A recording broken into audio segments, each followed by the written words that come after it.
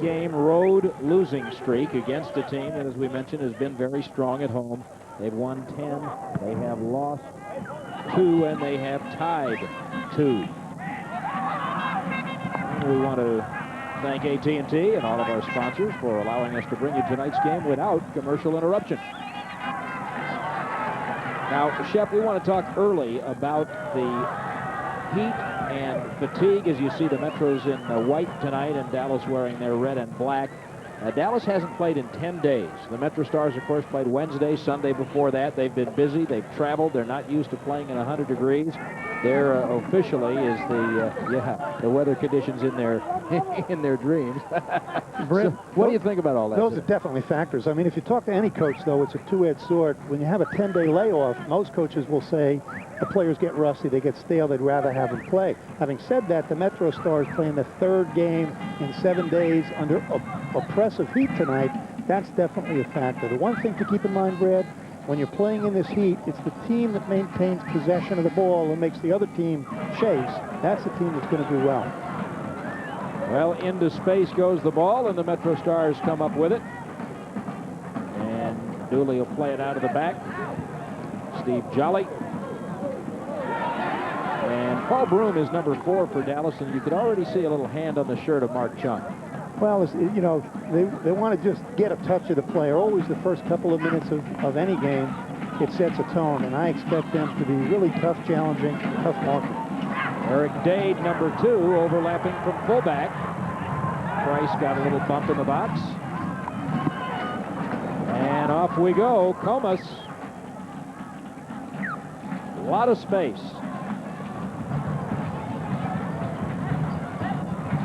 Myers now outside right on the flank with the ball. Nice back heel, Mathis. Goal! What a start! Unbelievable, Brad, and you talked about it before in terms of Clint Mathis having an MVP season, and he just showed you why. A little bit of a give and go, back and forth, Myers with the ball on the right flank, but Clint Mathis is so dangerous with that left peg. Watch Myers now. He's going to slip that ball inside. Now it comes back heel, and here's Clint. Once it's on his left foot, one-on-one with the goalkeeper, 99% of the time he's going to stick it in. It was a back heel by Comas that sprung him free, and Clint Mathis is a deadly finisher. And for Clint Mathis, that is goal number 9. Myers will get the assist. It comes in the 3rd minute. And for both teams, that has been a significant thing to have happen, because when the MetroStars score the first goal, they are 12-2-1. And when Dallas gives up the first goal, they have lost 9 out of 10. Oh, Brad, those are great statistics. I wish I had said it before. I always do say that statistically in soccer, the first 5 minutes of each half and the last 5 minutes of each half, those are the most dangerous times, whether it's lack of focus or you're looking at the clock, waiting to get in the locker room. But so many of the goals are scored in the first 5 minutes and the last 5 minutes of each half. Dave Durr, the dean of MLS coaches, and he has reason to look a little concerned as the MetroStars come out jumping on his team. Paul Broom was left watching as Clint Mathis ran away from him and took that nice ball inside from Myers. Brad, especially this point of the season, I know both coaches, Durr and Octavio Zambrano, they're telling their players, don't worry about the next game. Even tonight's game, just worry about the first 15 minutes. Win each 15-minute segment. Dooley's picked off. Jorge Rodriguez. Jason Price. Does an early goal like this cause either coach to change his strategy? Well, it really doesn't. I mean, they're both going to settle in. It's a ridiculous saying, but each team really, when a goal is scored, MetroStars are thinking right now, let us get the next goal. The next goal could win this game. Obviously, for the Burn, they're saying one more goal. We got 86 minutes left to play. So, hey, you want to get the first goal, and the MetroStars did. Well, the Metros are still probably smarting from not having gotten 3 points Wednesday night at home. I'm still waiting for Myers to get a chance at a penalty kick after being shoved down in the box against Kansas City. And I've watched that on tape about 4 times. I'm still waiting for the whistle to blow. I know it's going to blow one of these times. There's no question. But you talked before, Brad, about that 10-day layoff, and sometimes the team is a bit stale, is a bit rusty, and certainly Byrne has looked like that in the first 5 minutes. MetroStars have had the edge of play, and obviously they have the scoreboard. And the whistle and the flag goes up, and that gives us a chance to send along some personal wishes to Ed Strauss at Centra State Hospital, whose son Jeff is our producer for this telecast, and Ed had to, against his will, we're told, be admitted to the hospital last night, and word is, Ed, you're getting a little cranky, so calm down, do what they tell you, hey, Ed, get better. Ed, this is from Shep. You are cranky at your best, so I certainly wish you well. 1-0 the MetroStars. If you've joined us a bit late, Clint Mathis in the 3rd minute got free in the penalty area and popped one past Matt Jordan. We got to look, Brad, before at Coach Dave Berra from Dallas, who's the only coach left in the league that's still with the same team. But on the other side of the ball, Octavio Zambrano, this is a reflection of the whole season. Everything he touches turns to goal. He puts Comas in as a surprise starter, back heel pass and a goal. Well, this is the time of year when people start talking about individual honors in a team game. And Zambrano, if you had looked earlier in the year, I think Bob Gansler in Kansas City would have hands down been the coach of the year. But I think right now, if you take a vote, I'm not sure that Zambrano doesn't walk away with it, and there he is. Well, I think those certainly are the 2 leading candidates. I certainly would give the edge to Zambrano because more than Gansler, he's had to tinker with the lineup. He's had more new faces coming into the lineup. Gansler pretty much has the same squad as last year. He's just really turned it around. And I think that man we just saw, Clint Mathis, number 13, for my money, even though he doesn't have the gaudiest statistics in the league, hold on a minute, Howard has to protect his, oh look, here's a volley that goes wide by Graziani. I think for my money, Clint Mathis might be the MVP in the league. Petke's shaken up a little bit, but appears to be all right. I know Diallo's got fancy statistics, and early in the year, Tony Meola, a lot of people said, was the big difference maker. But if you look what the MetroStars have done since this man arrived at the Meadowlands, and what the team has done since he got there, I think you can make a case for him. What do you think? Yeah, there's no doubt about it. Diallo, certainly a controversial figure in New York now because of the incident involving all-star goalkeeper Mike Amon, but Diallo is having an MVP season. I agree with you. Clint Mathis, for my money, is the MVP, but still some time left, and it's really what you do in the next week or 10 days or 3 weeks that's going to make a difference. MetroStars pressing, trying to add to that 1-0 lead. Mathis back post. And will this be a goal kick? No, it will not. They're going to go to the corner. Clint Mathis put one past Matt Jordan, the Clemson product. And Mark Chung to take the corner. Far to the back post. Bicycle. Petke just missed on that one. Mike Petke, I'll tell you what, he would have gone nuts, and his fan club in New York, New Jersey would have gone nuts. Watch this ball. It's really not driven, but it's floated wide to the back post. There's a great header, and now Mike Petke with a pretty poor-looking bicycle kick, but that's not where Petke makes his money. He makes his money back at the other end of the field. And Petke's a guy who leads the MetroStars in minutes, and really a solid player. That's a position where, as you say, numbers really don't tell the whole story. No, and it's really a story of this season's play. I mean, Petke, the only time he's scored this year, both goals have been game winners, but he's done the job in the defensive third. He's that man marker that takes the toughest player on the opposing team. MetroStars pushing forward, and Deering pokes it away for Dallas. Dallas tries a counter. Pareja, Paul Broom, nicely blocked. Broom tried to pull the trigger. Young man from right here in Dallas, played collegiately at Southern Methodist University. 2 is Eric Dade. Oh, Dooley is so calm back there, isn't he? They really have all the integral parts. We showed Tab Ramos at the top of the show, and Tab really, I believe, needs to get more of the ball in the midfield. Ironically, when Lothar Matthäus is in the lineup, Matthäus sometimes circumvents that. He shoots 40-yard balls. Here's the confrontation, Kreis and Chad Deering. And listen, you got to try and slow down Clint Mathis. I mean, if you don't put a body on him, he's going to kill you. And speaking of Matthäus, of course, there's Clint, who says, you know, when he yanks on my jersey like that, shouldn't he be given a yellow card? Because I almost lost my shirt. This one cleared away by Broom. We mentioned Matthäus, and he is not here tonight. An accumulation of yellow card points. Watch out, Jordan, out of the six to get it. Now, fans, it's time to announce the winning numbers for the MetroStars Irish Spring Aloe Run for the Money promotion. Check your MetroStars lottery ticket. If you have lucky numbers 20-501 or 28-453, then you're a finalist to try and win $1 million by participating in the $1 million kick at Giants Stadium on Wednesday, September 5th, when the Metros host the Miami Fusion. Again, the winning numbers are 20,501 and 28,453. The winners must call the MetroStars office by Monday, August 28th at 5 p.m.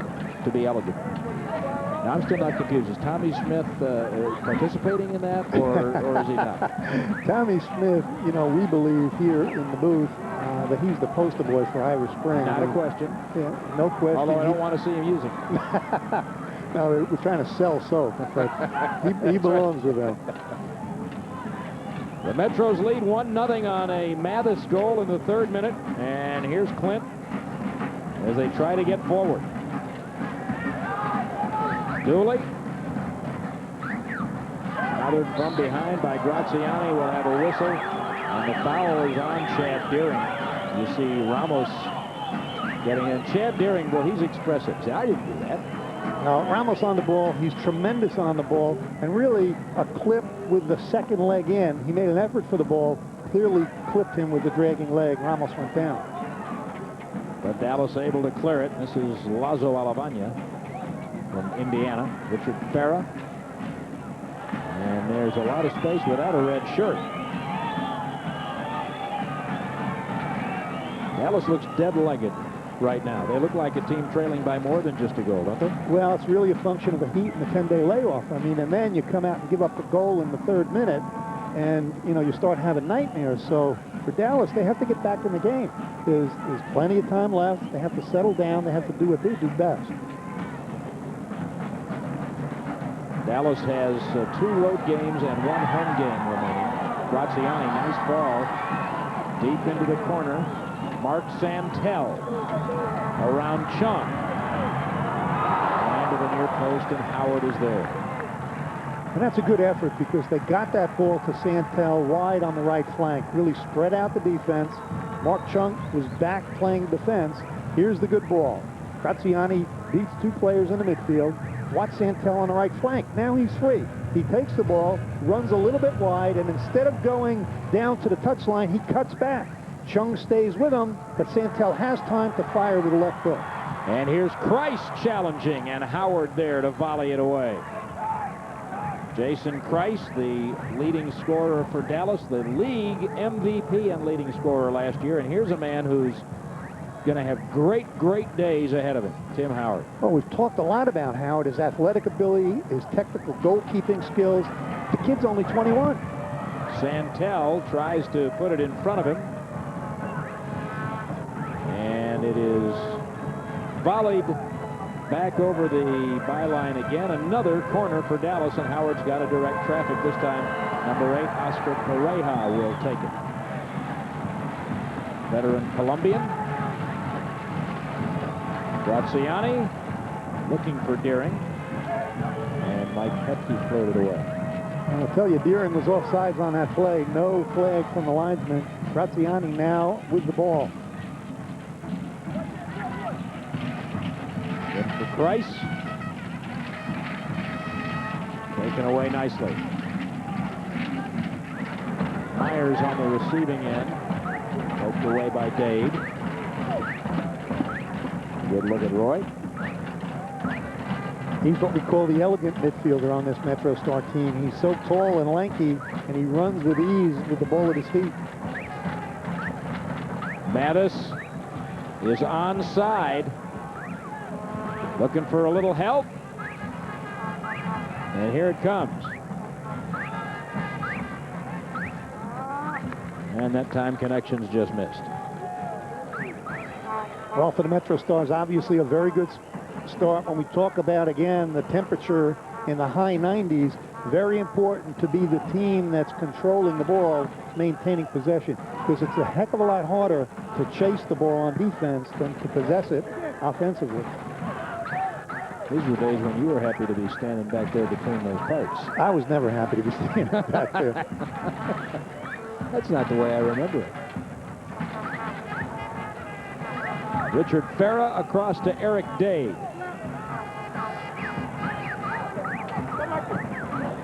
We will be giving you the scores from around the league. It's a busy soccer Saturday. We do want to tell you that the Tampa-Chicago game was interrupted by lightning for more than an hour this afternoon. And of course, we're going to keep close watch on the Columbus-New England game, because while the Metros can claim their first division title ever with a win here tonight, they can also not win tonight and still win the division if New England loses.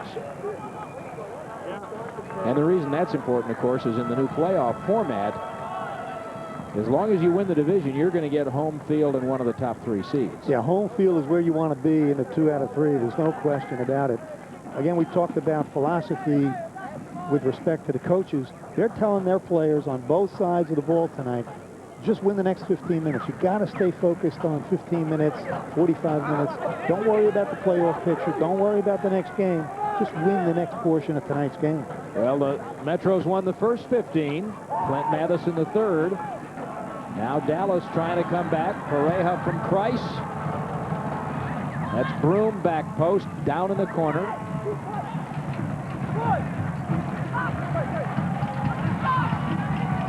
This is Alavanya. And a save by Howard Price. Blocked by Petke. Price again. To have a look at those aforementioned scores around Major League Soccer today. That's in the second half. Metros are hoping for Columbus to win that game. And that one finished tied. Again, a delay of more than an hour because of lightning in Tampa. First half, DC United, as you probably know, already mathematically eliminated from the playoff race. And a little bit later on, Kansas City and Colorado. Los Angeles will be at San Jose. So Chicago and Tampa draw, and Tampa now has 48 points, Chicago 45. MetroStars with 48 coming in. And if positioning were to hold, Shep, and the MetroStars finish third and Dallas sixth, they'd play each other in the first round of the playoffs. It is ironic. These guys, they haven't been doing it tonight so far, but the battle at Giant Stadium was an absolute bloodbath. Petke and Graziani going at it all night. Sergei Danov, the Ukrainian player for Dallas out of Wake Forest, he got tackled in the first half and broke an ankle out for the year. So pretty violent game. Nobody's really touched each other yet tonight. I wonder if they've been warned either by coaches or officials. Surely the officials knew about that game. The MetroStars have the edge. Nice ball through for Myers by Comas. Poked away. Rodriguez for Dallas. Graziani was being held by Jolley. And the quick restart. Price, Petke on him. 7 is Santel. Alavanya overlapping Eric Dade. And way too strong out of the back. And that's really what Dallas has to do, except for the end. That was obviously poor execution by Dade on the cross, but they played it out of the back. Dade made a run to the right flank into open space, got a ball with plenty of time, just mishit the cross.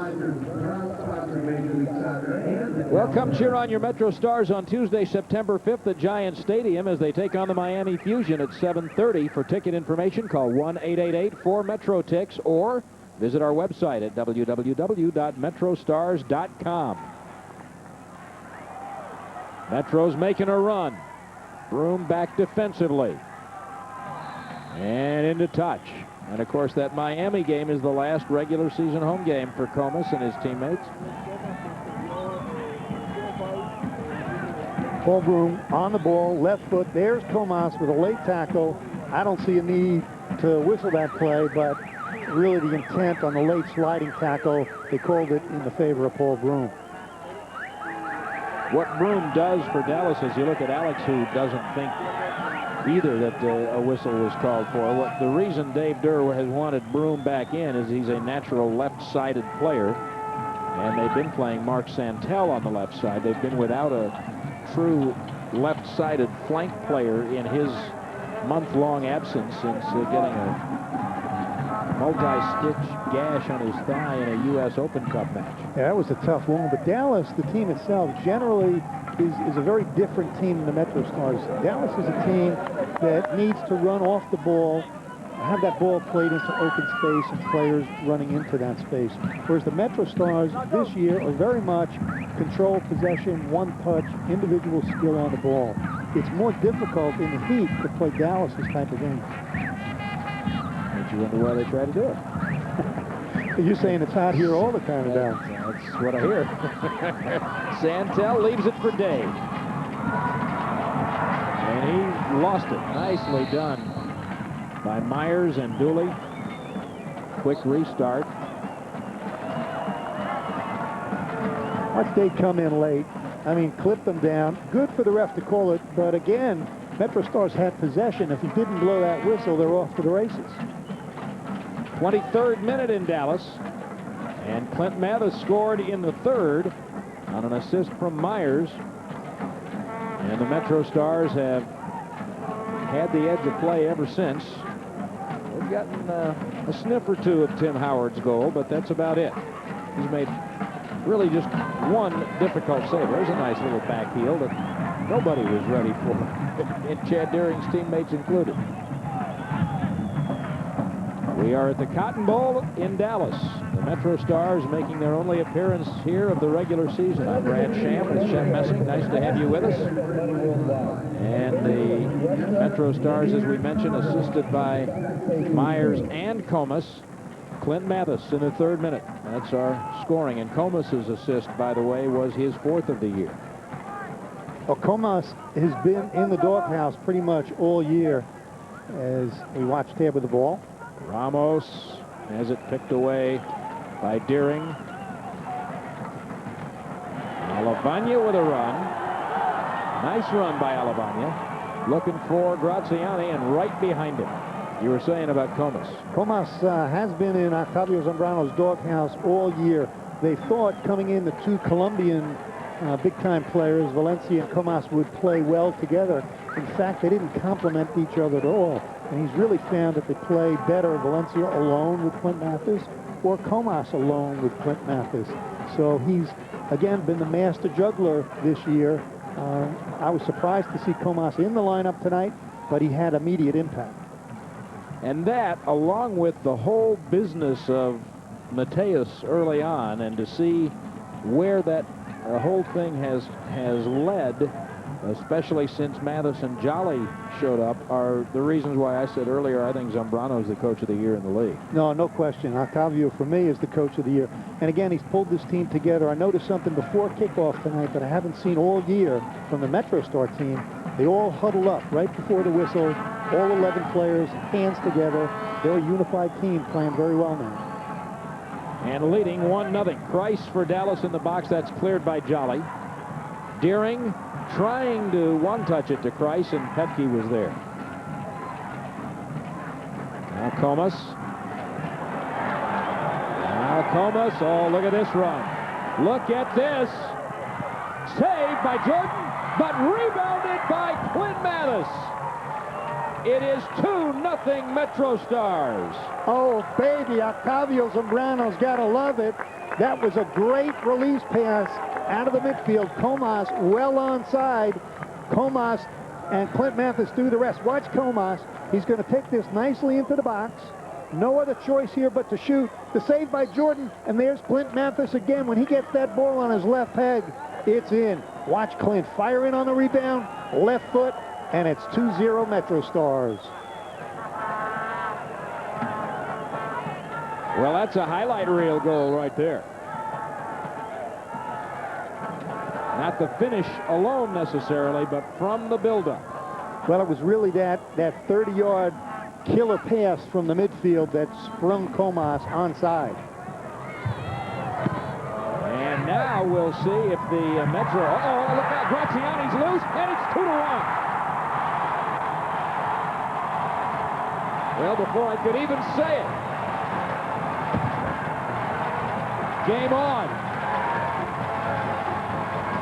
I still can't figure it out, Fred. It's still so unbelievable to me that the moments when you score goals, that's another portion of the game to be very careful. Within a minute or two or three of the other team scoring. Watch this ball come into the middle of the pack, and it's Graziani with his chest. He takes it down, 2-on-0, and he hits the upper net. Great play by Graziano. He could have passed the ball left, but didn't want to take a chance on an offside, and he just roofed that ball. No chance for Tim Howard. That is the 14th of the year for Graziani. And the assists will go to Santel and Correa.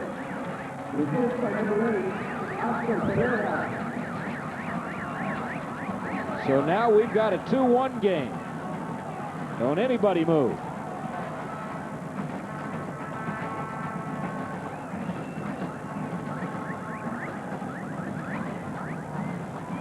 Jolley out of the back. Villegas. Uh-oh, Christ trying to spring Graziani, and they couldn't hook up.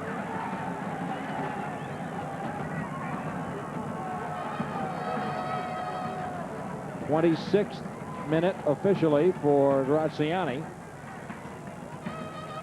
Santel's assist is his 5th, and Correa is his 14th. But Clint Mathis has scored twice for the MetroStars.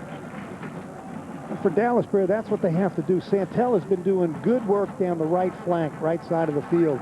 Created a number of opportunities. This is the first one that Graziano was able to pounce on, chest the ball down, and roof it for the goal. But it's Santel doing the work. Dallas had something like 223 consecutive scoreless minutes coming into the game. And Mathis ended that in a pretty big hurry. And now, at 2-1, it takes on a whole different feel as we play in the 29th minute. And what I was going to say before Graziani interrupted us was that let's see how the MetroStars can play with a 2-goal lead now. You'd like to think when you get up 2-0, the game should be just about over. Well, when you're you're on the road and you're up, you score that second goal. Again, it's that momentary lapse of focus. Inattention after you score your own goal, you're celebrating in your own mind, and bing, it's in the back of your own net. So, got to be careful. Watch this rough play in the midfield. He is cheering on the ball. Tab picking it off. Myers clipping Chad Deering from behind. And, you know, tough little tackle, but not as rough a game as the game in Giant Stadium 5 weeks ago. No, but it might be headed that way right now because both teams are doing a little bit of pushing here and there. This is Pareja, Alavanya. Deering up to the Colombian Pareja. Broom. He's got Graziani. Oh, no, he doesn't. He's got Jolley is what he's got. Broom is saying cut inside. Graziani made his run behind the defender, and Broom is actually right. I mean, the cut should have been made. Graziani should have gone near post. Instead, he went far post. Great political dynamics of the game, though. A young guy like Broom can tell Graziani where he should be going, running, cutting, and be right. Well, we didn't hear Graziani's answer. Well, no, we didn't, but we have vivid imaginations. Deering with the throw in for Dallas. Dangerous spot here. Price. And there's Petke.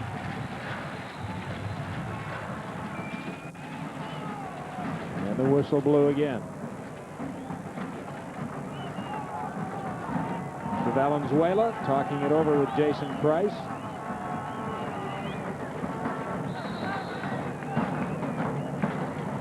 On the 5th, the MetroStars meet Miami. By the way, this is what happens for the MetroStars when they score 2 or more. So the portent is very good.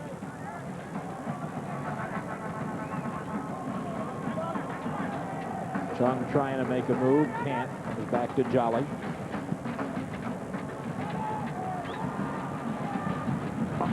Out. 2 games left with Miami for the Metros. 1 there and 1 at the Meadowlands, and then they'll finish up on the 9th of September in Foxborough at New England. And then on to the playoffs. That's something the MetroStars haven't been able to say. Well, it's, you know, from worst to first. I mean, that's what they're looking at in terms of last season to this season. But, you know, it's not over. They have bigger aspirations. Out of space in the middle for Chad Deering. He'll crank it from there. Graziani. Price tried to pull the trigger and couldn't. And we'll get a throw-in for the Metros. Well, that was a good idea by Graziani, as we see Myers clipped down and some discussion with the linesman. But Graziani really headed the ball back, or got the ball back very nicely to Christ. Christ much better on his left foot. This time the ball came to his right, and he was forced into a very difficult full volley. And Petke right there in his hip pocket. Dave Durr pacing around. Clearly not a happy man. I'm going out on a limb and saying Dave doesn't like the way this thing is going. Right, I was going to say, Brad, that's a take a chance. I'm going way out on this limb here. Durr, we mentioned earlier, the last remaining coach with his original team from the first year of MLS. But earlier this year, like a number of coaches, these teams aren't doing real well. Here's a chance now for the Metros. Hold on a minute. Richard Farrah trying to clear it out. And the foul will go against the MetroStars. Yeah, and he stripped that ball from Billy Walsh. Billy has played great this year in the defensive midfield. Here's the foul, shielding the ball. Billy Walsh with his left arm giving a little tug, but Billy's done great doing the workload in the defensive part of the midfield for the MetroStars. Petke trying to bring it out. Villegas. Nice move, but the foul is going against Villegas. Strangely enough. And so many times, Brad, not only in soccer but all sports, there's a tendency to, you know, be overly critical of the officials. Here's Villegas. I mean, a clear foul. He used both hands and his body to get over the player, but sometimes coaches are the guilty parties. They focus too much on the referee. Hey, he's the guy blowing the whistle. Get on and play the game. MetroStars with a 2-1 lead. Now 12 minutes from halftime. And Price couldn't run that one down for Dallas. And Petke has been closer to him than that most of the night. Yeah, well, Petke's had a great year, an all-star year. He dipped a little bit last year, but this year, in my estimation, you know, he's an all-star defender. He's probably the toughest man-to-man marker in Major League Soccer today. I mean, you don't want to be going up against him if you're an attacking player. Now, with the year that some of the more famous DC United defenders have had, is he a candidate for the Defender of the Year? Well, I think he is. You know, a little bit of a volatile temperament, which may play against him, but he's got to keep elevating his game. He's a young guy, and he's taken, you know, a lot of big strides this year. Well, this appears to be a card shown to Jason Christ. Watch this. Jolley on the ball. Christ with a very awkward tackle from behind. That's a justified yellow card. I mean, a clumsy tackle from behind. That's how a play gets hurt. And Jason Christ, you know, he works hard, does a lot of running. He's not that type of player. We watched Jolley getting up from that collision. I mean, you get hit from behind with both feet up, you know, you're going to get hurt.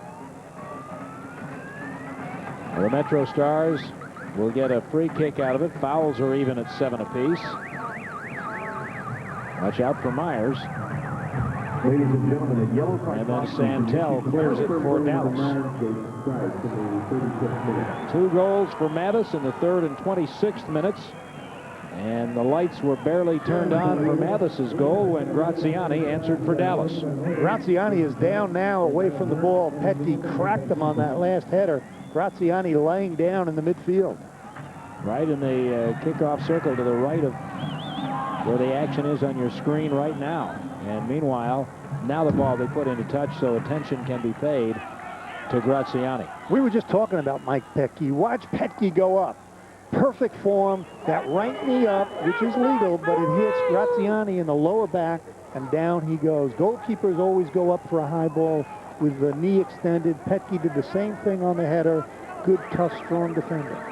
Well, when these teams played at the Meadowlands on the 5th of July, Petke was pretty much marking Dave Durr's leading scorer, then Graziani, and apparently was pretty vocal. There's another look at it. Pretty vocal about having, in Mike's opinion, dominated Graziani that night. At least that was what got in the papers here in Dallas, and the Dallas players have been kind of buzzing about that all week. Well, I think that's been a common story for the player up against Petke all year. There was talk about Mamadou Diallo and the injury to Amin, a function of his frustration playing against Mike Petke. Now you see Graziani being helped off. Let's see it one more time. Watch Mike, he goes up with perfect form. Watch his right knee in the back, the lower back of Graziani, but every good stopper, man marker, is going to go up like that. I mean, it's legal. There was no foul, but Graziani obviously got the worst of it. Right on that tailbone, too. That'll need a little more.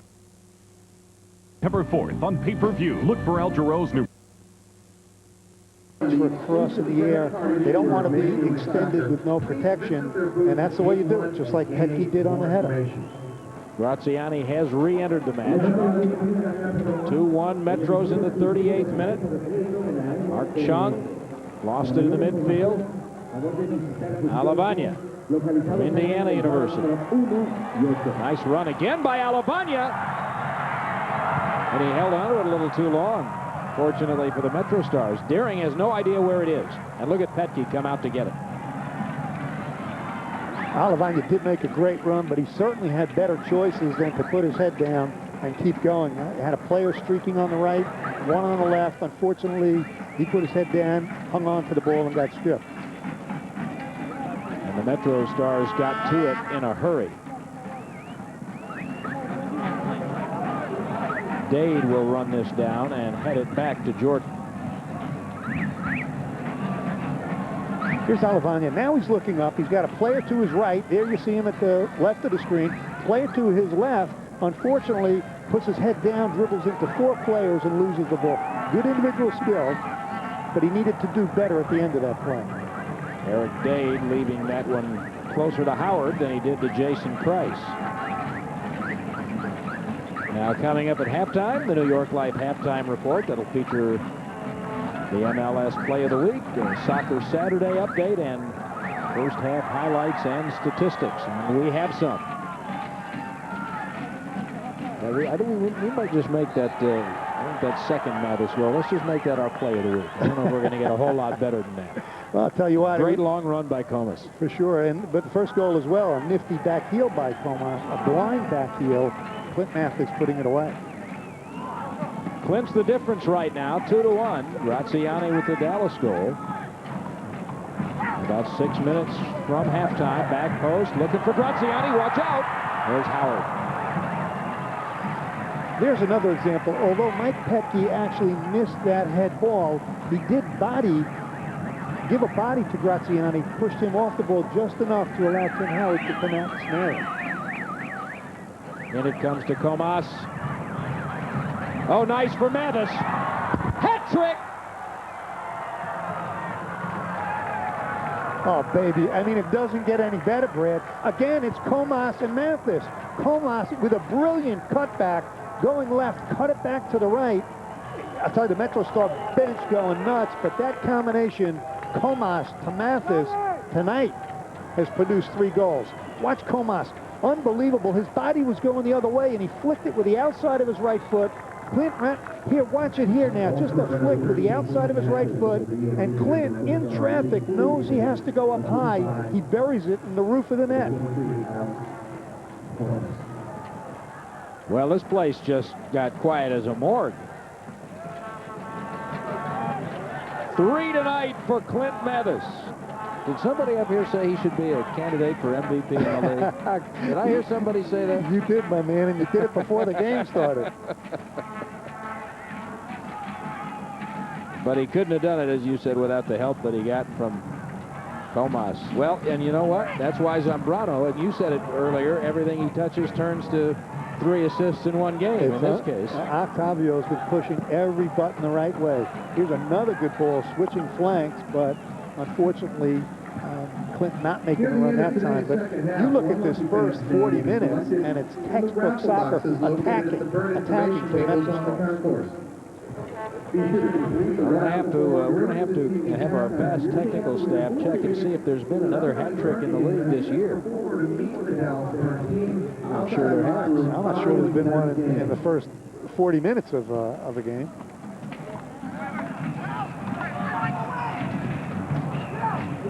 Well, Clint Mathis has taken all the spirit out of the Dallas Burn tonight. I'll guarantee you. We'll see what they've got left. Alabama. Little flick, Price. And Jolley volleyed it away. Now, the only bad thing for the MetroStars is the amount of time remaining, because in the second half is when the fatigue possibility and the heat factor that we mentioned earlier, Shep, might come into play. I'll tell you one thing, Brad. See what Santel does with this ball on the right flank. Eric Dade to Howard. And one thing about playing in heat like this is very often a defender will go to his goalkeeper and he'll say, how much time left? I'm exhausted. The goalkeeper's going to look up and say, hey, you got 70 minutes left. I mean, you look up at the clock and you just want those minutes to go by. Well, Clint Mathis has become the 4th MetroStar to score 3 goals in a game in club history, and now he's looking for 4. Leaves it for Comas. Ooh. Thought he had it there for a minute, too. And that's the great thing about Clint Mathis. I mean, he had that ball in position to take a shot, but the unselfish player that he is, he saw Comas on his left. Watch Clint look up now. He could hit this ball with his right peg. Instead, he puts it to a wide-open Comas, but Dade tracked back, and Comas really had nowhere to go, except he tries to curl this ball almost like a direct free kick into the upper left corner. It'll be all right, Alex. It'll be all right. Mathis lining himself up for his 2nd Player of the Week award in 3 weeks' time. I misspoke. I said Clint was the 4th MetroStar in history to get 3 goals in a game. He's only the 2nd in the 96 season. Let me guess. Savarese? Yes, very good against Colorado in May of 96. And what Comas has done by getting 3 assists is join Donadoni and Sorber, who both did it in a game against Miami in '98, in becoming the only players to get 3 assists in a game in a MetroStars uniform. Well, you know, both players doing so well. The thing about Clint Mathis that has made him an all-star and a candidate, as you say, for the most valuable player in the league, is he does it all. I mean, he could dish the ball off. He plays with abandon in the midfield. He tracks back. He plays defense. He's a killer finisher, and he's got good enough vision to look up and make his other players around him better.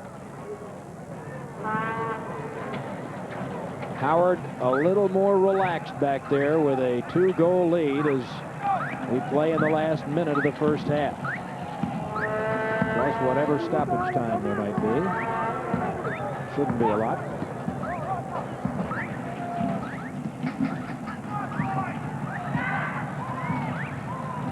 Graziani. Ooh, just missing on the far post. Tough angle for him, tougher one for Tim Howard. Well, Graziani is the player to watch. All great goal scorers are taught when they're wide of the goal, you must shoot high to the near post and low to the far post. Graziani turned on that ball. He saw Tim Howard, knew his only chance was to go far post low, just missed by about 3 feet. Howard with the goal kick. And there will be just 1 minute of stoppage time in this first half.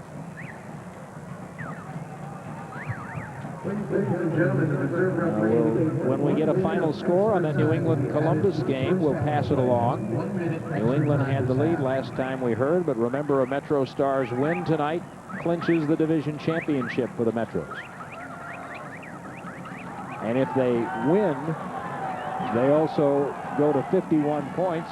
And depending on what happens in the Kansas City-Colorado game a little bit later, it's not inconceivable the Metros could wake up tomorrow morning atop the whole league. Well, you know, I'm sure they knew it when they got on the plane coming to Dallas. I'm sure Octavio has told them, don't think about it. Look out here, Rodriguez. That's a goal. Boy, the MetroStars thought he was offside, but Jorge Rodriguez has just made this a 3-2 game.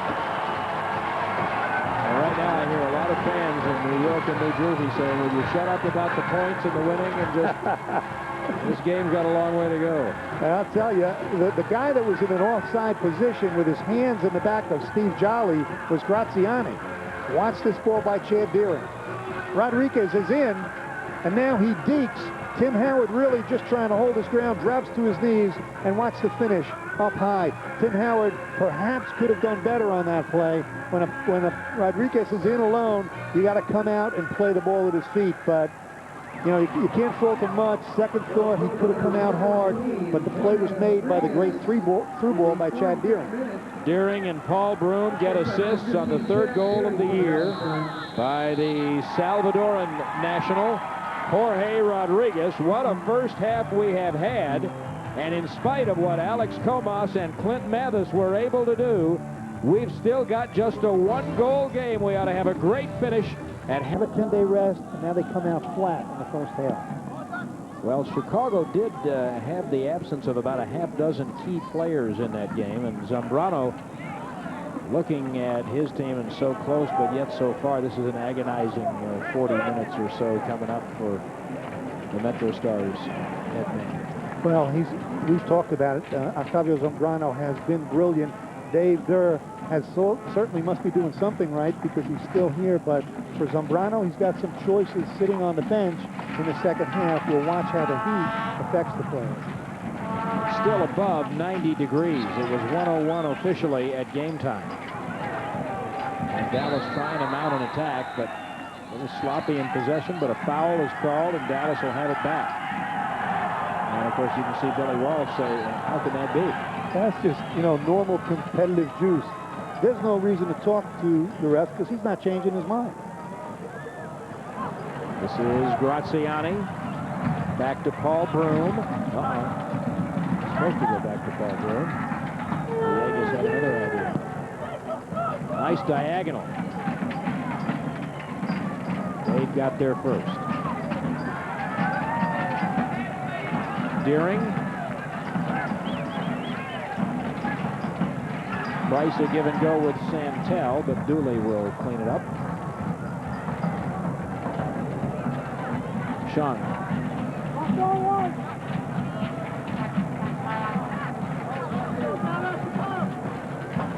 Back to Mark. One thing about a 3-2 game is neither team can pack it in. They've both got to keep going forward and keep the game wide open. Yeah, it's going to stay wide open. We watched Mike Petke read that pass and pick it off, and now Mark Chung, a little bit of space on the left. Jordan out to handle it.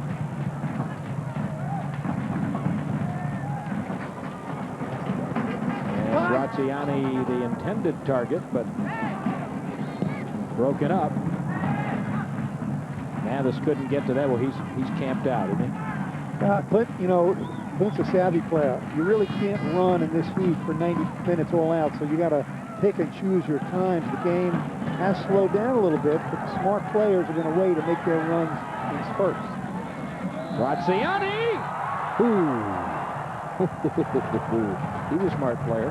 I tell you, Graziani, for me, is a very talented player. Very few players would try and take that ball in full flight, a 30-yard ball with his left peg on a full volley, but that's how ambitious he is.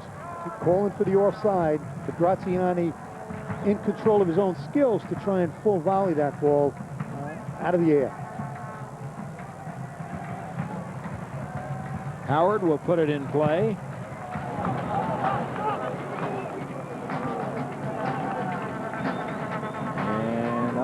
ahead. Comas couldn't hold it. Hey, speaking of Tim Howard now, what are these whispers that I'm hearing that there might be some people? Oh, hold on. Here's Paul Broom for Dallas.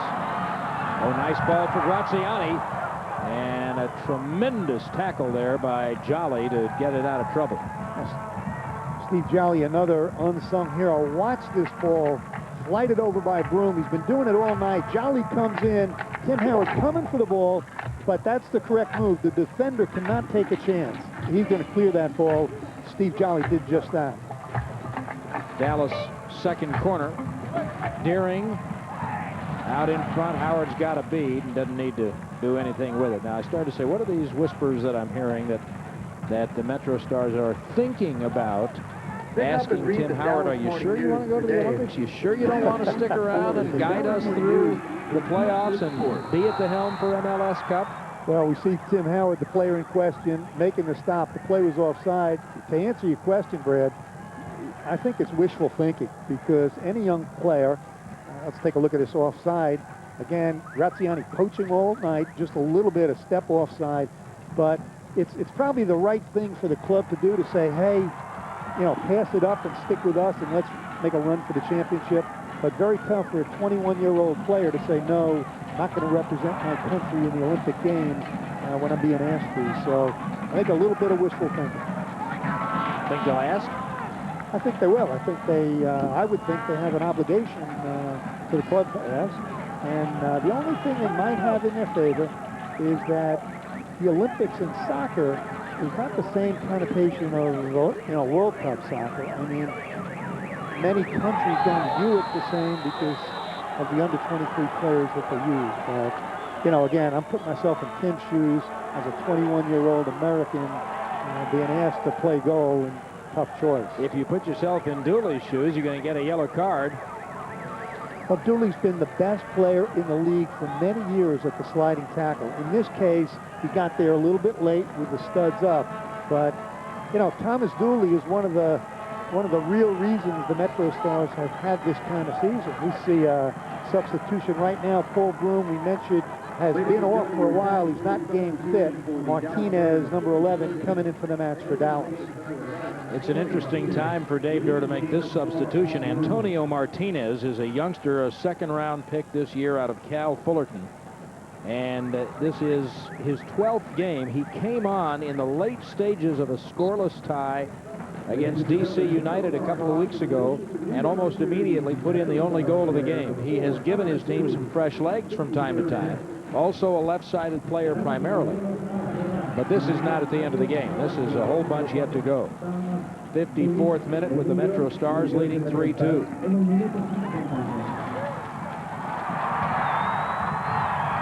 Out in front.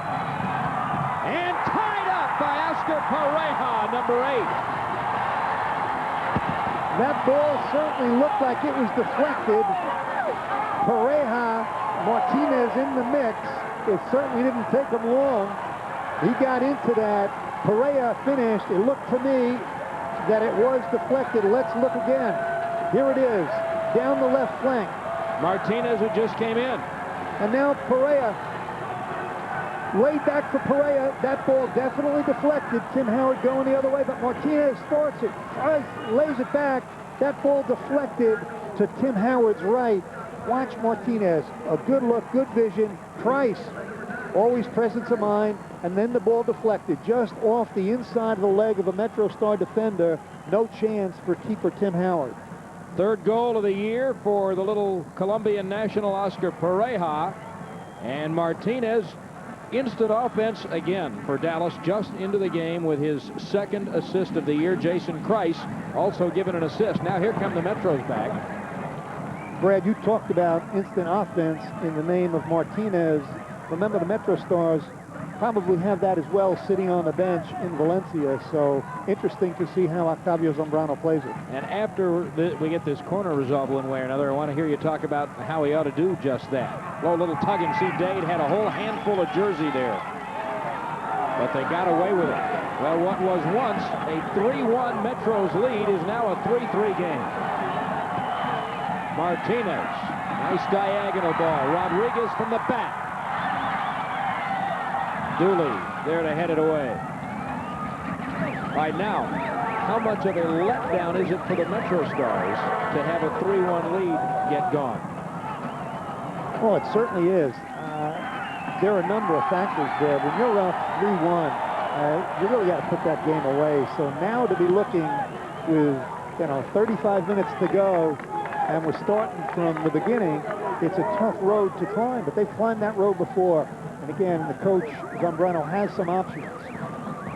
Well, and Valencia, of course, is the one, if they get to a point where they think they got to have a goal, is the one that you would think about. Now, when might he pull that trigger? Well, I've learned not really to predict when it comes to Octavio Zambrano in terms of substitutions. Everything, as we said, he's done all season has been going well. I would think, though, at the 70-minute mark, that's when he'd be looking to make a switch. He's got to keep an eye, though, on Thomas Dooley, who also is a player who usually doesn't go 90 minutes for him.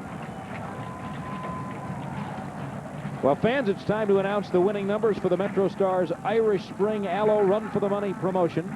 Check your MetroStars lottery ticket if you have lucky numbers 20-501 or 28-453. Then you're a finalist to try and win $1 million by participating in the $1 Million Kick at Giant Stadium on Wednesday, September 5th, when the Metros host the Miami Fusion. Again, the winning numbers 20-501 and 28-453. The winners must call the MetroStars office by Monday, August 28th at 5 p.m. to be eligible. I don't think you have to take Tommy Smith to dinner to have the opportunity, but I don't think it hurts necessarily. We're going to see Tommy Smith somehow, some way connected with Irish. I don't think there's any doubt. Well, this is some frustrating turn of events for the MetroStars. As you see, Valencia looking like he's about ready. We're not at 70 yet, but Zambrano apparently thinks it's time for El Tren. Well, the obvious player to come out would be Comas, but, again, nothing is obvious this season for the MetroStars. 3 assists for Comas on the 3 Clint Mathis goals in the first half. But right now it's the Metros who look like they're spinning in sand just a bit. Dallas trying to get revitalized by Corrales' game-tying goal, and he feeds Deering. And back to Martinez. The rookie.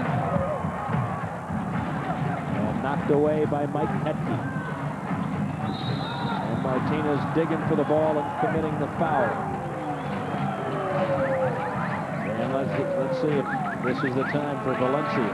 Well, Martinez, let's look at him with the ball. He just clips Peter Villegas, back heels, right elbow in his back. No way the ref is not calling that, but Martinez has already done his job. Come into the game, spark the offense. And it looks like Ramiro Corrales is also going to come in for the Metros.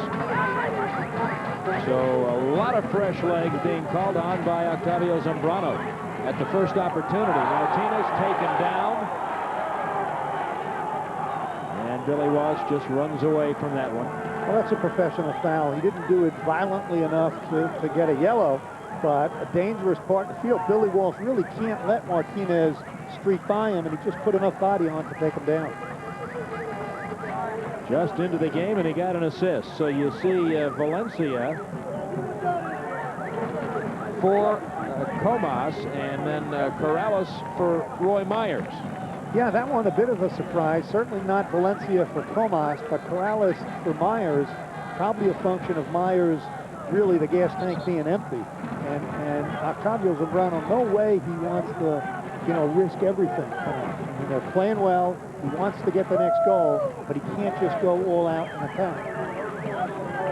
So those changes come in the 60th minute. And there's Ramiro Corrales, who also was named to the U.S. Olympic team. I'm sure you know that one. But that's not his concern for the next 30 or 40 minutes. Ladies and gentlemen, Rodriguez in the back for Dallas. And so Octavio's only got 1 substitution left to him, and Dave Durr has 2 available for him. That substitution Octavio has in his pocket probably will save to see how Dooley fares up in the last 10 minutes.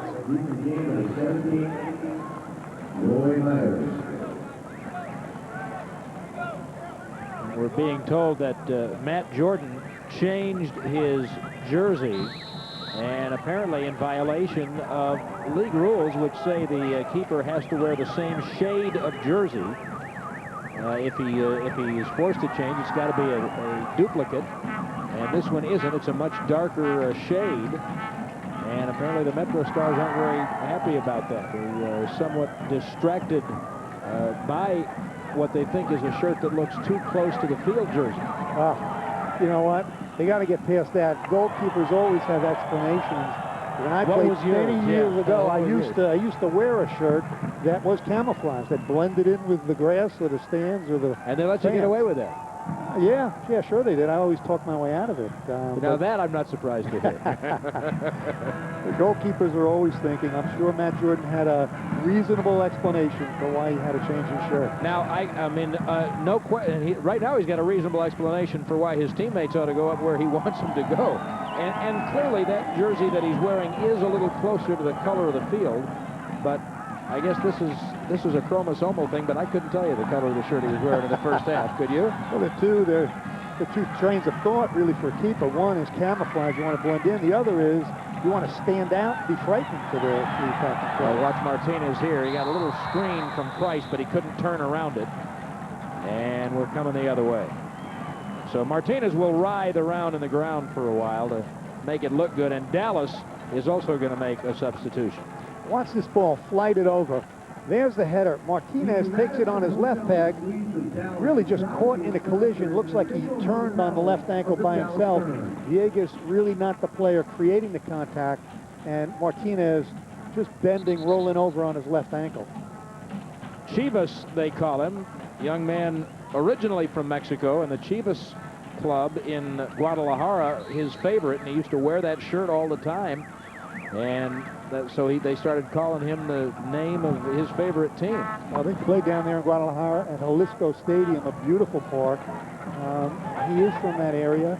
And Chiva, you know, if he comes in the game, gets an assist, any name works. Yeah, you bet. I call him Mr. Chivas. Villegas cannot get it away from Graziani. Now Dooley. We are in the 63rd minute. A game that the Metros once led 3-1 is now tied at 3. The equalizer, the only goal so far in this half, scored by Dallas's Perea, assisted by Martinez and Price in the 54th minute. How much of a lift? Let me take you back a little bit. How much of a boost did Dallas get by pulling to 1 goal just before the half? Well, you hit it on the head, Brett. I mean, that was the one that really gave them life. You go in the locker room, down 3-1, 45 minutes to go in tough, oppressive heat conditions. You know, they're really struggling. But that goal before half, that's the goal a coach never wants his team to give up. And that is the one, of course, on which the Metros really felt Dallas was offside. Here's Rodriguez. He scored that goal. And trying to get it through to Deering. Santel makes his move. Oh, right out in front. Rodriguez. There's Martinez. Is he onside? Oh, he scored again! And Dallas has the lead for the first time tonight. This crowd here, Brad, is going wild. I mean, the field is inexplicably looks like it's tilted, and it's all Dallas burned going toward the MetroStar goal. And how about Martinez? Watch this ball. Let's see if he's offside. There are players, Graziani, in an offside position, but not affecting the play. And there's the through ball. Martinez stands up Tim Howard, slots it to the near post. Again, very composed for a young player. He tucks that ball neatly into the near post. The cry for offside was for Graziani, but he was really not in the play. Second goal of the year for Martinez. The assist goes to Jorge Rodriguez. And after leading 3-1 in the 40th minute on Clint Mathis's third goal of the night, the MetroStars suddenly are looking for the license number of the truck.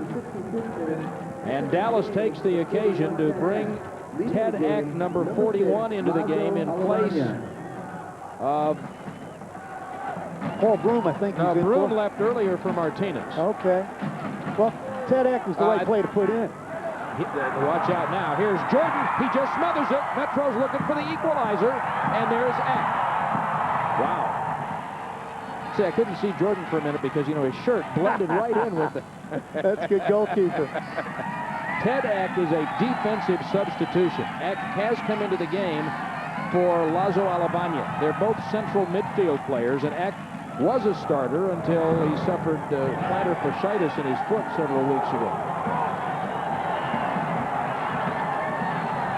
But that, Shep, is a definite defensive substitution for Dallas. Now here's Martinez again. Didn't have anybody on the back post, and Petke is going to get this thing out of trouble. We're down to one sub each. What a game tonight. Santel. This is Perea. That's Dooley. Valencia's first touch. And Dave's first tackle of the night.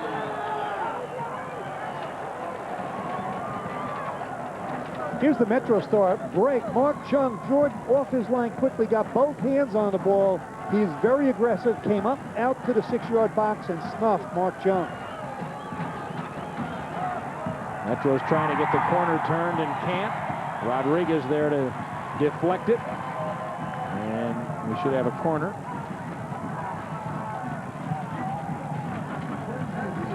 That's Ted Eck, the veteran, been with Dallas since year one. Octavio Zambrano cannot like what he has seen in the last 25 minutes. Chung the corner. Back post, right out in front. Oh, and it's headed off the line and tied up again. And that's 4 for Clint Mathis, the first MetroStar who's ever done that. Oh, baby, you got to be kidding. And that was the same corner kick they took in the first half, where Chung floats the ball to the back post. Steve Jolley gets ahead on it. Petke cracks a ball, headed off the line. Octavio trying to explain to Villegas where he wants him. Watch this ball, Brad. Floated intentionally to the far post. Now Jolley with a header. Petke takes a shot. Another shot headed off. And there's Clint Mathis. When it comes on this guy's left foot, he buries it. In the 67th minute, give an assist to Petke, his second assist of the year. And Clint Mathis has 4 tonight, and we are tied at 4. Wow. No MetroStar has ever scored 4 goals in the same game. There was a lot of time left, Fred, in this game. Valencia trying to blow the whistle. Now you can almost feel the entire momentum shift to the MetroStars. Dallas was feeling so good as well they ought at 4-3, and now they're kind of rocked.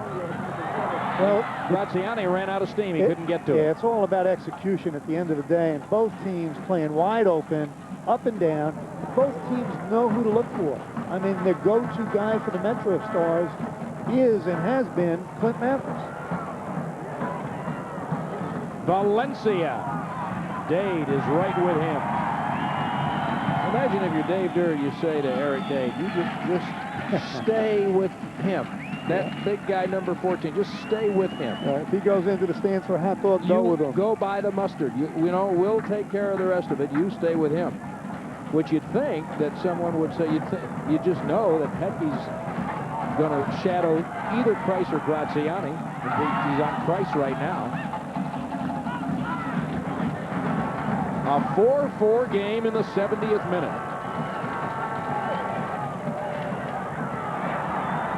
And look out, Santel. He couldn't get it to the other foot. He was trying, and Dooley had him outboxed. Thomas Dooley, such a pro. Santel's got to do better with that ball. He was in alone. He had 2 players to his left. He slowed up. Dooley read the situation and took the MetroStars out of danger. Imagine there will be a few heart-stopping minutes like that in this final point. And Now, how much does fatigue become a factor? Because both teams have taken turns chasing the ball over. Yeah, it really does, Brad. But again, if you're the team holding the ball, like the MetroStars are now, Dallas is the one trying to play defense. Now it flips. That's the team that gets tired. The one playing, chasing, playing defense. This one's coming into touch, and a Dallas throw-in.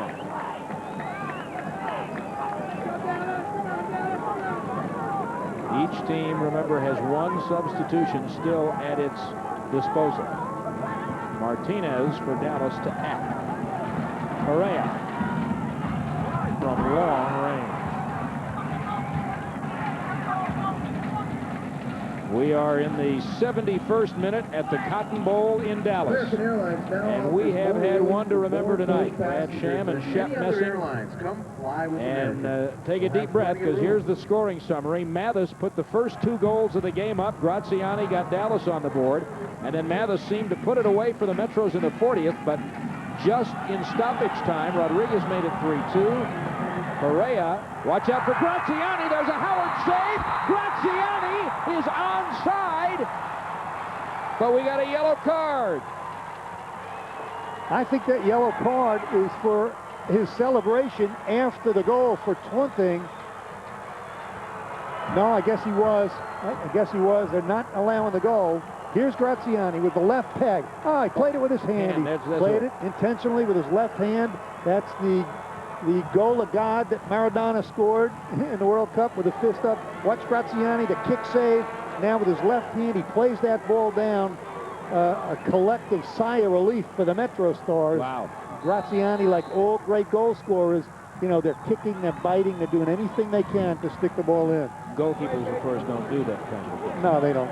They never do that. Ladies and gentlemen, yellow card caution. Look at David Durr. He's an ex-goalkeeper. Yeah. He doesn't look too happy right now.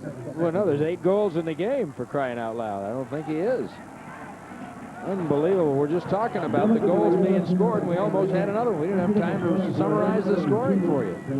But I can tell you that in the second half, Correa tied it at 3 for Dallas in the 54th. Martinez, the youngster, came off the bench and assisted on that goal, and then scored in the 64th. But the 4th goal of the night for Clint Mathis in the 68th minute on an assist from Petke has tied the game at 4.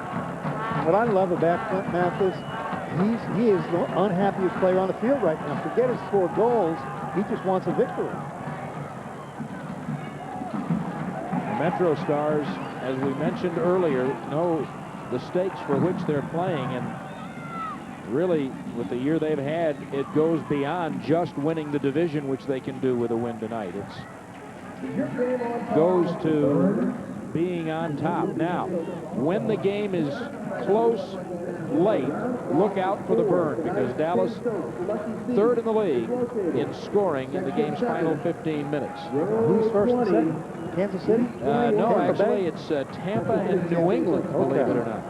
Well, that's obviously a critical part of the game. The last 15 minutes, Dallas, you know, knocking the ball in, so it bodes well for them. But, you know, I do think there's another goal in this game. Only one? Oh, next one's a goal. That was Eck trying to wind up, and he'll pop a couple in from time to time, but it's not his game. Graziani is called for the foul, and Petke said, "Nice try, buddy, but you know what? You're not getting it this time." Oh, Petke's had a rough week. I mean, a big week. The Mike Almond incident, his retaliation, and his revenge shirt. The Empire Supporters Club. I know they went to the league office to plead on behalf of paying Mike Petke's fine, and good for them. I mean, they're supporting the team. The league did not allow them to pay the fine, but you know, good for them. They're behind the team, the Empire Supporters Club. $250. It's not like it's kind of like when you lose a lawsuit and the fined against you for $1. Not big punitive damages. I don't know that Mike read that into that fine, but don't you think that's? I mean, they could have fined him more than that if they really thought that what he had done was that egregious. They were just trying to send him a little message. Yeah, I mean, look, on the league's behalf, I do understand that you really can't have every player raising the shirt to give a different message. Although, as Tommy Smith pointed out the other night, just about all of them do. Martinez has his jersey tugged down by Villegas, and Villegas will draw a yellow for that one. Martinez has certainly been a spark plug. Here he is on the ball, and watch Villegas, clearly grabs the left sleeve of Martinez, drags him down, and that's a justifiable yellow card. Fouls are 14 to 10. The Metros have committed the most, and this is a dangerous spot right here for the Dallas Burn. Well, Price is the one on the Burn who is known, to crack the ball from far out.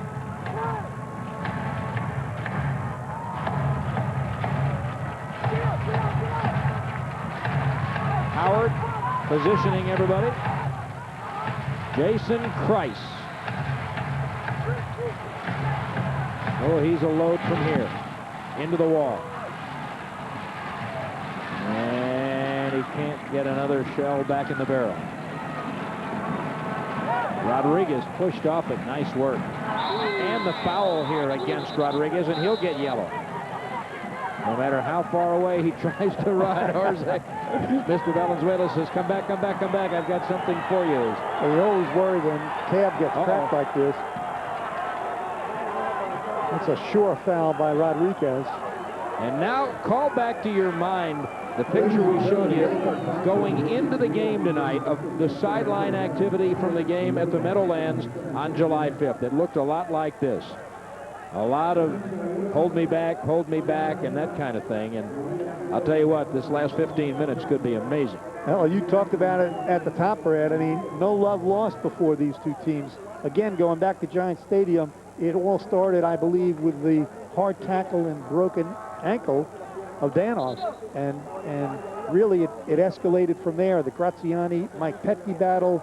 This really a function of how the MetroStar team has come together, though. They're rallying to the cause of their guy, Tab. I mean, Tab's had a history of injury. Yep.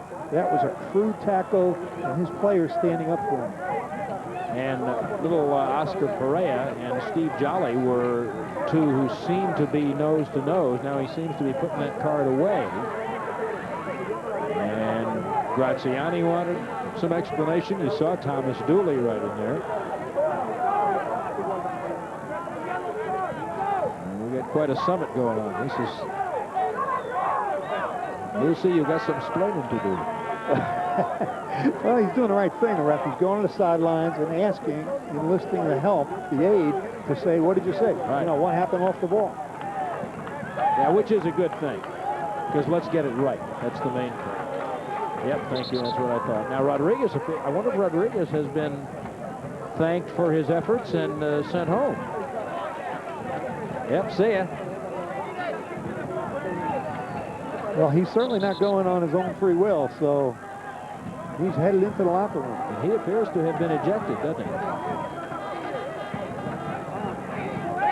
And Dave Durr, the coach, with his keeper, Matt Jordan. And now they've got to talk about how they want to direct their traffic, because now the Metros will play with a man advantage for the last 12 minutes of regulation, as it appears that Jorge Rodriguez has been ejected in the 79th minute.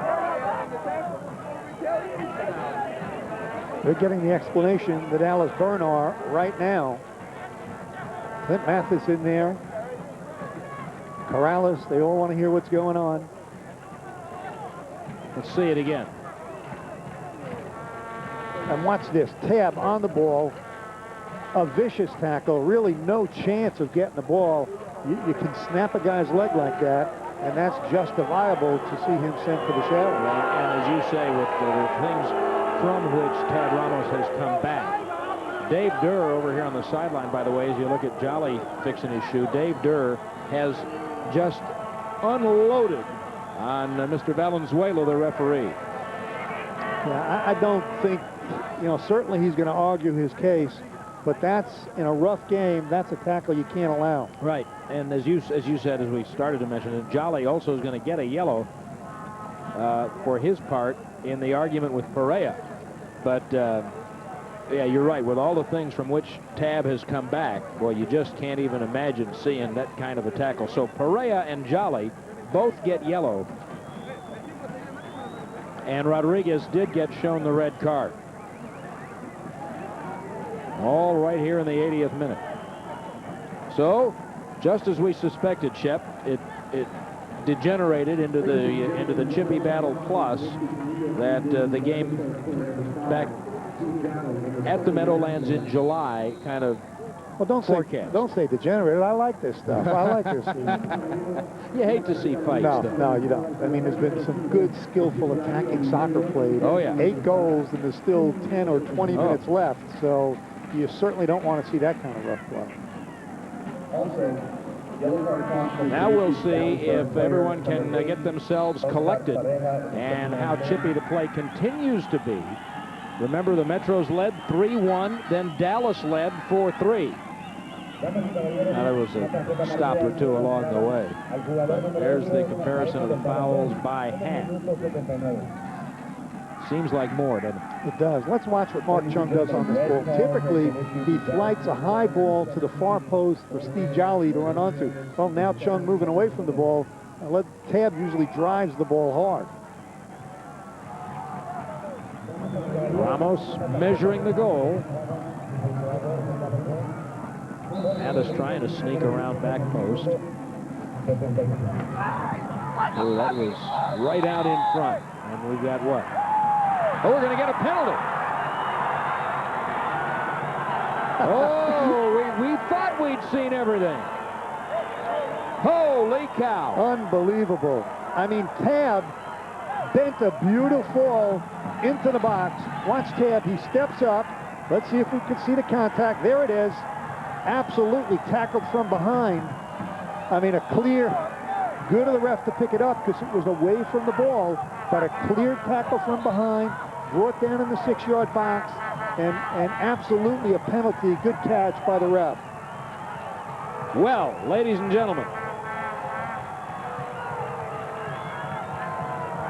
how do you feel about 5 in a game? Let's see how Clint takes this. Usually a right-footed kicker kicks to the goalkeeper's left. If he takes it with his left foot, he puts it to the goalkeeper's right. That's just percentages.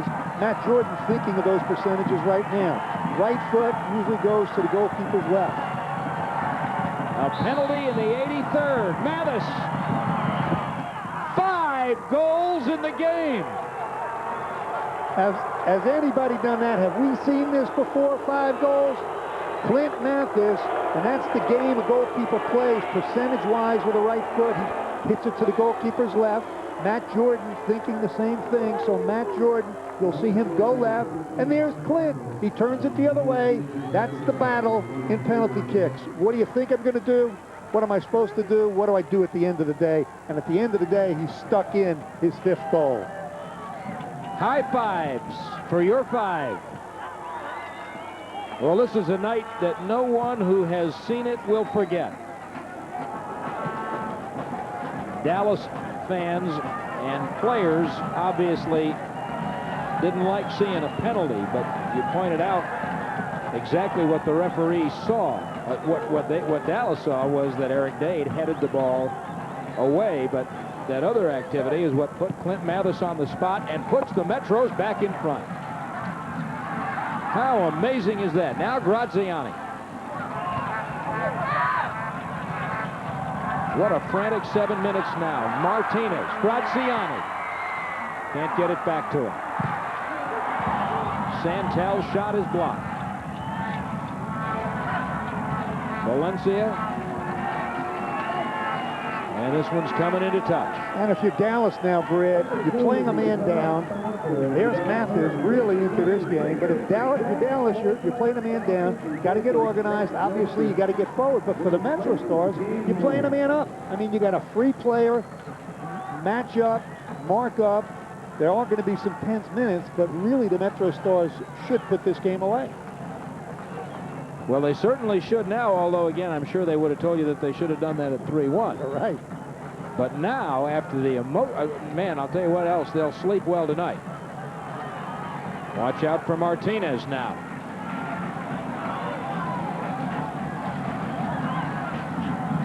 Corrales in a crowd. Mathis. Oh, nice. Brad, I would expect the MetroStars have another substitution in them. Mark Semioli for defensive purposes. Let's see what Octavio does. Let's see who he takes out. But again, they're a man up, so maintain your composure, mark up, and you know they should be able to weather the storm. Now Dallas appears to be showing an offensive substitution, and here he comes, Alexi Corrales, their first-round draft choice. Went to high school in Livonia, New York, and then to Indiana from the Ukraine, and he is the leading rookie scorer in Major League Soccer. 5 goals, 3 assists, in for Chad Deering. I've seen a bit of Alexi Corrales. He can play. He's got great skill on the ball, natural born, you know, killer instinct in front of the goal. That's a player they're going to have to mark up. Leaving the game, number 15. So Deering out, Corrales in, Dallas out of subs. And looking for the equalizer with just a little over 4 minutes plus whatever stoppage time to go.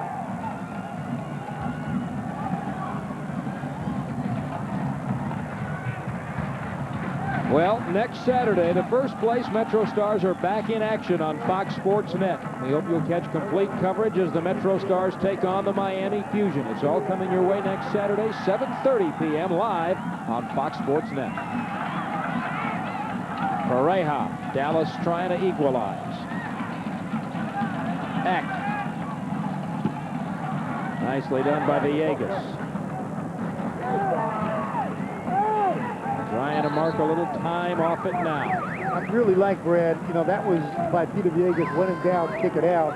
I'd really like the MetroStars to maintain a little bit of possession. And now watch, mark Semioli in, a defensive switch, and a man coming out, your man that you predicted before the game, Clint Mathis. Well, I said before the game he's my personal choice for most valuable player in the league.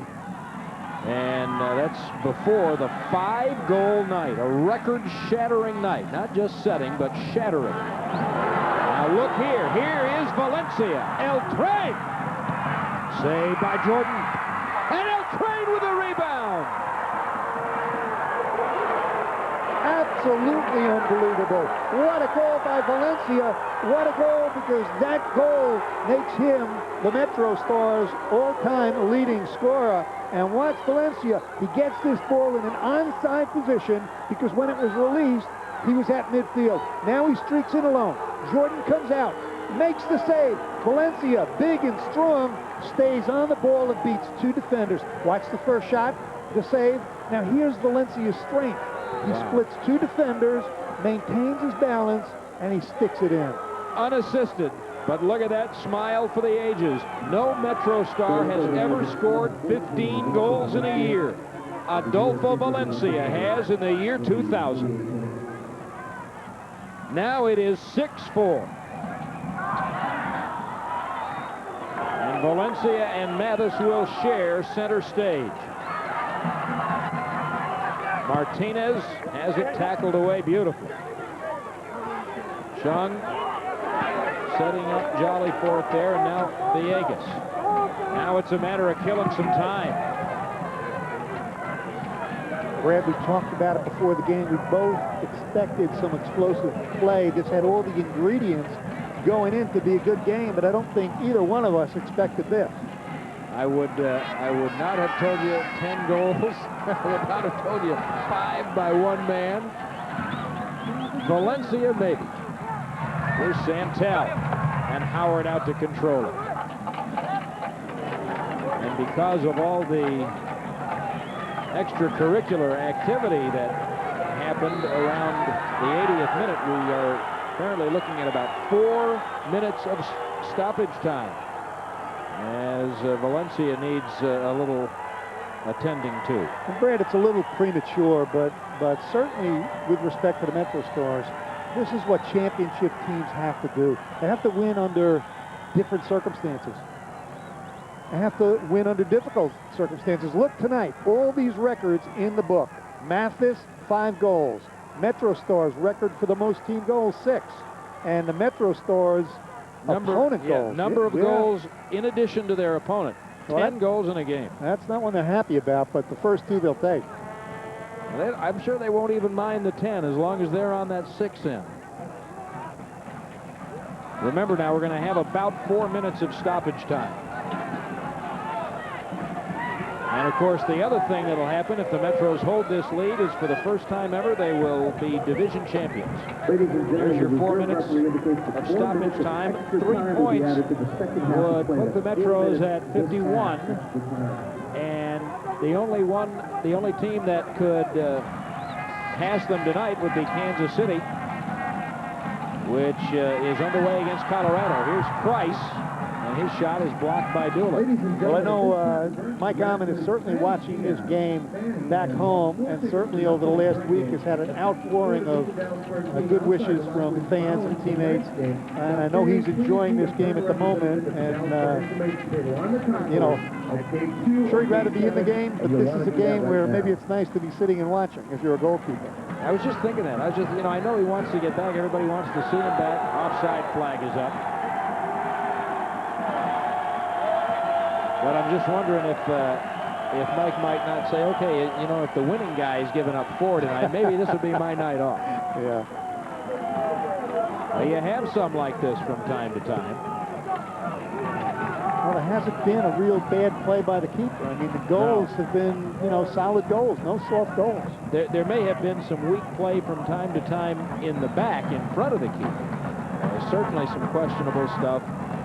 I think by Dallas from time to time, allowing long unmarked runs by the MetroStars. But no, the keeper play has been a little bit better than a 10-goal game would have you believe. And again, for both sides, I mean, good teams have to adjust. Not every game is a defensive struggle where you're trying to poke in 1 goal and win. Sometimes they're wide open affairs, and you got to be able to do that too.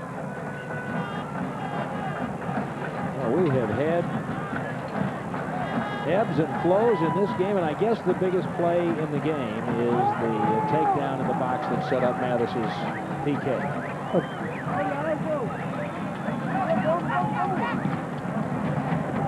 Halftime, normally we show you a play of the week, and instead we showed you about 5 during the game. We certainly did see one tonight.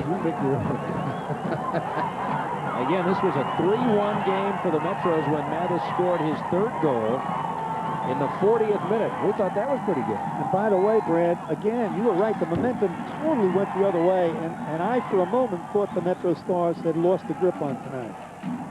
When Dallas scored in stoppage time of the first half to make it 3-2, it started to go, and when they went ahead 4-3, you had to really not like the MetroStars' chances a lot. But just 4 minutes later, Mathis was able to get an equalizer, and then came a couple of yellow cards, and then the MetroStars were able to play a man ahead when Rodriguez got sent off with a red card in the 80th minute, and then Mathis on the penalty in the 83rd. Smile, Clint, you are in the books, buddy. And that's a sign that we talked about before. Hernandez, the injured player, standing next to Clint. He's on this road trip. The goalkeeper coach, Phil Wett, he's on this trip. This team has really come together. Give all the credit to Nick Sikevich and Octavio Zambrano. Well, I know you are going to want to be at Giant Stadium on the 5th for the last regular season home game. Howard covers it up. We're in stoppage time. And what a shock this is going to be to you, but Clint Mathis is our player of the game. And that's really a microcosm of the season he's had. I mean, 5 goals, big time. And we are done. And Clint Mathis is in the books. And the MetroStars are the champions of MLS East. And there will be playoff soccer at Giant Stadium this year.